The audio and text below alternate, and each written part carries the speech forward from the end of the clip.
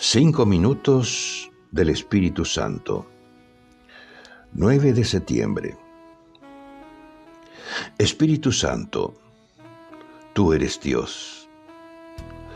Hoy vengo a pedirte perdón por las veces que te he ofendido.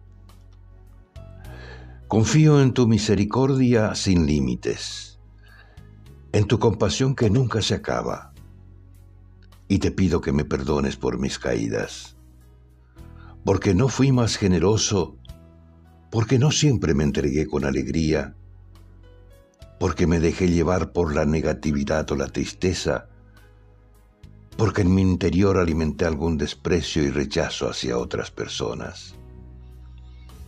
Perdóname y purifícame, Espíritu Santo. También te pido perdón por las veces que no me dejé inspirar por ti, que no me dejé llevar, que me resistí a tus invitaciones, que preferí quedarme cómodo en mi mediocridad y cerré mis oídos a tus llamados.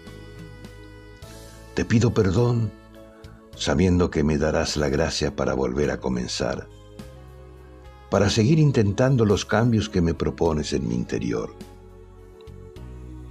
Gracias, Espíritu Santo, porque nunca dejas de confiar en mí. Amén. Cardenal Víctor Manuel Fernández.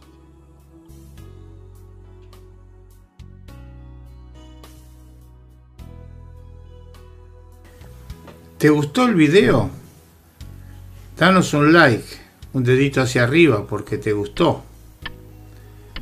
Suscríbete al canal y no dejes de tocar la campanilla, así te avisaremos cada vez que subimos un video.